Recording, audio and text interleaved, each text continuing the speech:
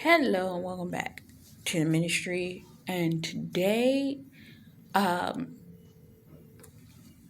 pause. I'm not going to start with what I'm looking at in front of me. I'm going to go back to what I was looking at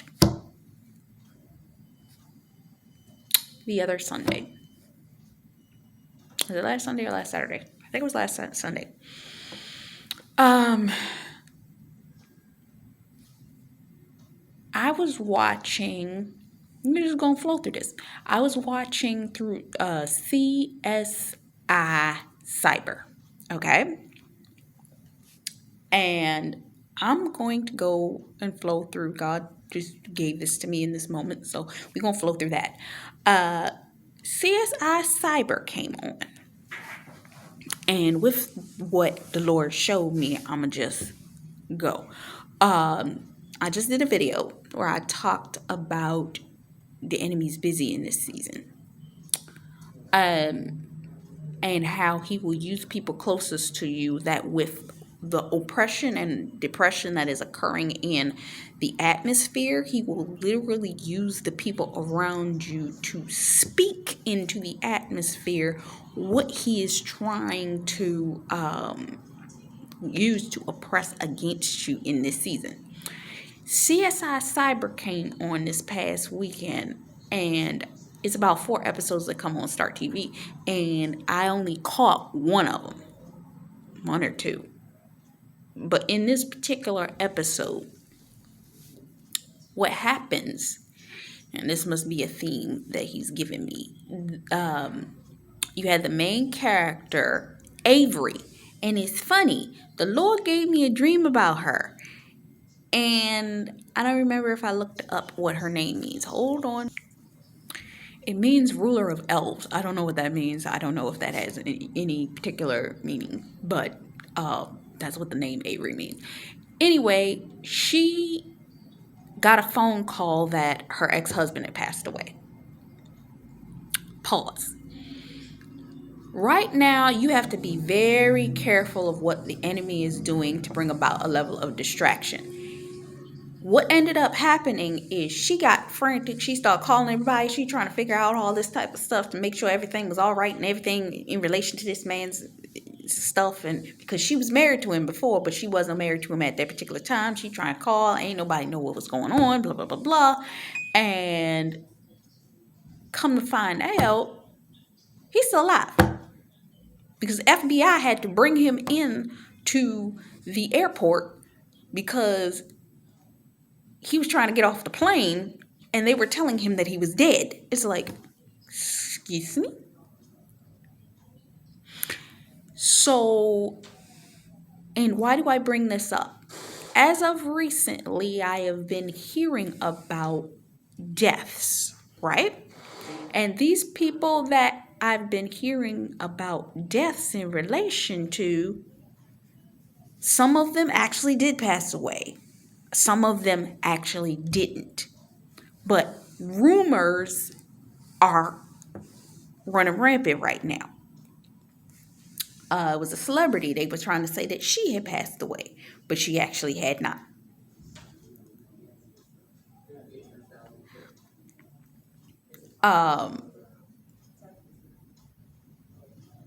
But she had actually not passed away.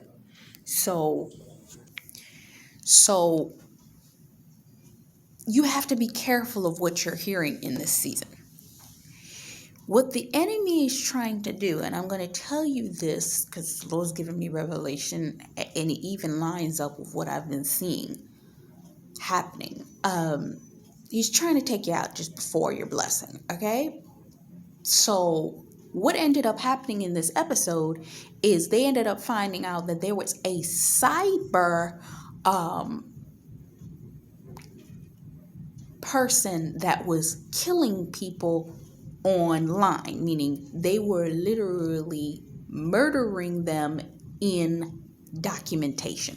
Okay? So legally, it is almost extremely impossible to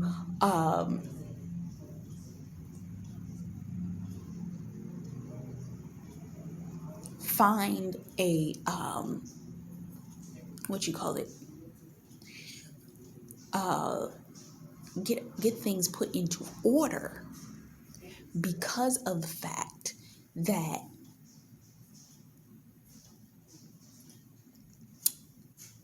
you have to, because of all of the legal formulations in order to prove that you aren't dead. Okay, so that's why she ended up having all of these problems. All right, so she ended up bringing her husband to the office, and they ended up taking the case because of the fact that it's like, okay, so now he's deceased, we need to find out who's committing the murder. But they ended up finding the person easy because the woman had a thumb drive, because the type of attack in which she had to do, she needed to get close to the person. Follow me, follow me. In this season, your enemies are cocky. And because they are cocky, they believe that in order to get you, they are going to need to get close enough to you to take you out. But see, it's a trap. I already went through this in the video where I talked about it's a wrap, because the enemy feels like, I got to get cocky enough or close enough to you. Not because they need to, because what they ended up finding out was the young woman that did the cyber attack didn't even have to go near the person. She said, well, what's the thrill of it if I don't get close to him? This is the way your enemy is. They need to get close up on the action in order to see you destroyed, to see you fall, to see you die. They got to get close because they want to eat popcorn. And it's funny, Stephanie P was talking about this the other day. Your enemies need to get close enough to you to be able to have that popcorn moment, to rejoice in your demise so that they can watch you. But see, God's about to flip the script, for the scripture says in the word that what the enemy meant for evil is about to turn for your good. So what he thought he was going to be sitting there eating popcorn for you is about to turn to you sitting there eating popcorn, watching him be demised. You understand what I'm saying? So they ended up finding out that they sat that girl in the interrogation room and were interrogating her and trying to figure out how a cyber crime was committed like this, what she had to do. And she literally was saying that, oh, I have to do this. I have to make it easy for you guys, or easy for the person, because if I have to make it as untraceable as possible, meaning we don't do something that's going to be something where a legal document is needed in order to prove that this person is dead, meaning the body, this, always have the body cremated, always have the body where the person can't be found. This is what the enemy is trying to do in this season. He's trying to bury you, whether it's through under allegation, whether it's under situation, whether it's underneath of something that he can put you underneath of in order to bury you, whether he can use other people's words to obscure the truth around you, whether he can do something in order to cause death to you, in order to prevent you from being exalted in this season.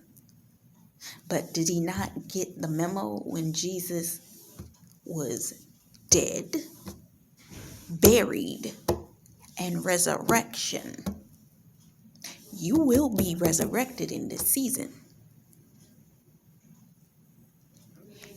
No matter what the enemy is trying to do in order to destroy you, kill you, or take you out in this season, you will be resurrected.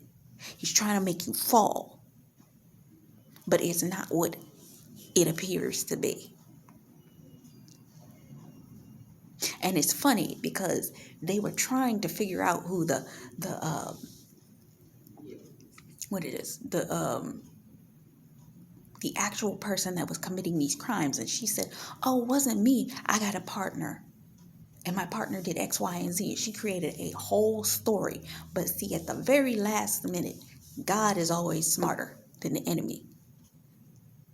The enemy will use what he has access to because he never does anything new. He can only use the old. So she created a story off of 5 objects that were in the room. And one of the investigators said, wait, the router said this, the sign said that, the trophy on the wall said that. She lied. She's the one we were looking for all the time. They didn't catch her before she left the building, but she got sloppy because she got cocky thinking because she got away from the police. Sometimes the Lord will allow you to get away only to drown you immediately after. What happened to Pharaoh's people? The people of Egypt got away, but when they went after them, got drowned. Avery and her team turned around and caught her at the airport because of some stupid, simple mistake. She ran her own credit card. When she ran her own credit card, they had all the information they needed to catch her. And they even caught the fact that she had been using a fake limp the whole time.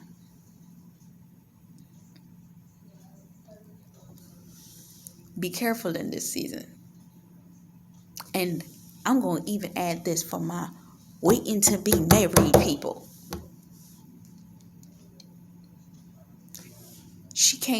Avery came to a realization in this episode that she was still in love with her husband of all those years. Some of you are in a reconciliation season. It was this type of scenario that needed to happen in order to bring about the realization of her love for this man. She watched him do a message for them in order to trap who they thought was the partner. It was just a setup. She had 2 lackeys that were working with her, but neither one of them were the head of the scheme. She was. Stephanie P. did a word talking about the fact that your enemies will team up against you in order to take you down in a season. But when God is ready to take the whole situation down, he's coming for the stronghold. He's coming for the one person, the one thing that is your block. And for some of you, I hate to say it, that the judgment is coming to that person, place, or scenario that was the one block. And some of y'all been praying for that person. Don't take this person out. It may be them. It might be the one that needed to get the judgment. And your prayers have actually been protecting them. But Trust and Obedience and Imagine Ministries did a word saying that when the Lord makes his decision against a person and he's going to take them up for judgment, not even your prayers against it is going to stop his judgment from being taken place over that person. If you're being asked by the Lord to pray mercy over this person, pray mercy over that person. Be obedient. But if God ever tells you stop praying for this person, they have made their decision. I am giving them over to their deceit, their idols, their iniquities, what have you. You got to take your hands off of it. But until God says that, you pray for that person. Getting back to the marriage thing. Looping it back around. For those of you that are in reconciliation, some of you, your God-ordained spouse had to get into a scenario to the realization of a near-death experience, whether it be on their end, whether it be on your end, where something had to happen, where they had to see that they could have lost you. I made a point in a reference, I don't know whether it was a short video. I know the video was short, but I don't know whether it was an actual short on YouTube that I did, that I talked about my old show that I love, where the character Angel came back to Buffy, who was, we always use these two as our kingdom marriages. He came back and he said, I don't want to lose you. Sometimes it takes a near-death experience for that person to come to the awakening of the fact that I better get this thing together, because this person may no longer be here. This person may no longer be here. And I don't want to take the risk of losing the opportunity to be in this person's life because I'm stalling or I'm operating in the wrong spirit. But he was getting married to somebody else. For some of you, your God-ordained spouse did marry somebody else. Prophet Parham tells her story of how she was married. Her husband divorced her, married a whole nother person, was with that person for I don't know how many years, and ended up coming right back to her because God told her that that was going to happen. Don't you dare be out here expecting a man that is not your spouse. This is Christian witchcraft. This is Christian witchcraft when you sit there and try to manipulate a scenario that says, try to say that somebody that is not your husband is your husband. Don't ever do that. But if God is saying it and God has confirmed it and you prayed to God about it, that you set it on the altar, you let it go, and God will not let it go. God keeps coming back to you with the same person, the same name, the same information, the same. And you keep sitting there and be like, are you sure? Are you certain? If you're certain, I'll keep praying. And God's saying, yes, I'm certain. Then, yeah, you keep praying. But some people out here, like, I'm going to break up this. Blah, blah, blah. That's witchcraft, y'all. I can't tell you how many times. I double check, triple check, and multiple check. Because you've got to come to the realization that when you are praying for somebody like this, you're about to break up everything that's going on in their life. Meaning, anything that they were tied up, wrapped up, and all up in, if it wasn't a God, guess what? It's going to get unwrapped real quick. And when God does it, it's going to hurt like hell. So you got to come to the realization that you like, this better be the right person, Lord. Because if this isn't the right person, you just tore somebody else's life up that wasn't yours. That's why I had to be like, David, shall I go up? Jesus. Shall I pray for this person? Jesus. Is this person the one that you want? Because I'm that person. And some of y'all, I've said this before, but I think some of y'all need to come to the understanding. I'm that type of person that I will pray for you. I'll give it to God. And I will say, I have enough of a love for the person that I'll even let them go. I'll say, I'll pray for you, and I'm going to put you on the altar, and I'm going to walk away from this. And if the Lord still wants it to happen, it's going to happen. But if not, let it be. And then God continues to talk to me about that same person. I'm like, okay, I'll keep them in prayer. I'll keep on top of it, because I'm going to be obedient on my end, which will allow them to continue to be obedient on theirs. With that being said, God will sometimes turn a person's heart towards you. This woman had not been with this man for years, but I thought after having lost her daughter, lost her best friend, and now that the thought of this man being dead made her think to herself, I still am in love with this guy. And she was going to tell him until he told her that he was getting married to somebody else. They figured it out. She pushed through some information and paperwork in order to make sure that his death record no longer existed. And he would still be able to make it to his wedding. I think it was 6 months from then. But it's funny because even when he was leaving, he hesitated and turned around and looked back at her. And she looked at him as well. If the person is ordained to be with you, truly ordained to be with you, God will give them a check in their spirit. God will.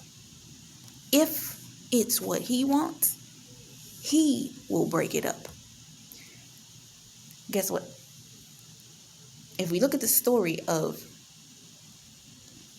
David, I think it's Nabal and Abigail. Okay? Nabal was an evil, horrible man, right? David was going to kill him, right?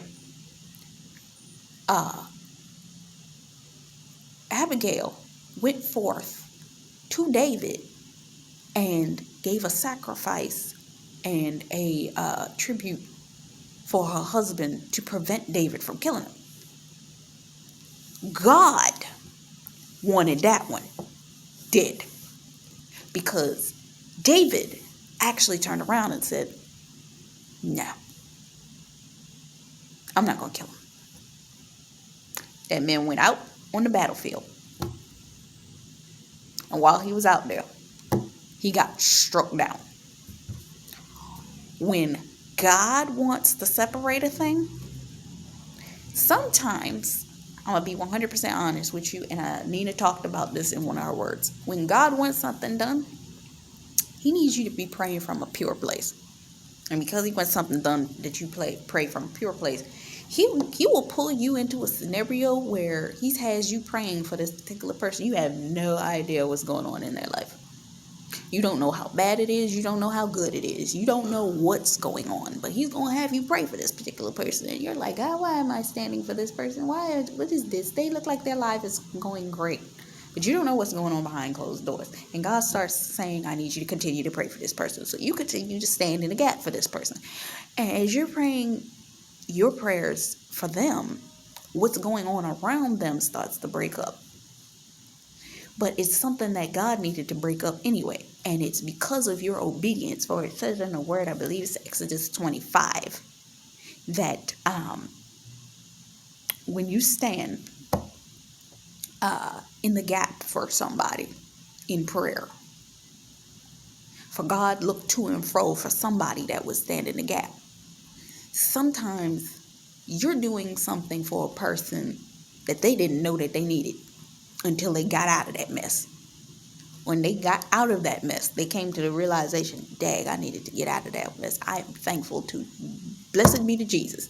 And some of your God-ordained spouse is going to come to you and say that. I didn't know how bad that situation was until it started to fall apart. Get ready for it, because that's probably what you're going to end up hearing. Because some of them ended up stuck into situations that got so bad, but they were so stuck. Just like some of the things that you were trying to do were stuck and you couldn't figure out how to get them to move forward. That's how stuck your God-ordained spouse was, and they couldn't figure out how to get out. Because they were trying to do it in their own strength, and God was like, I got you. I got this. I got somebody already praying about this.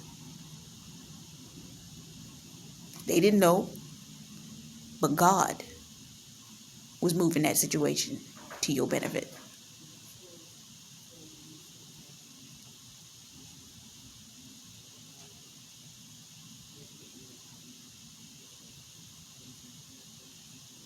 So I hope this blessed you and it helped you in some way. So,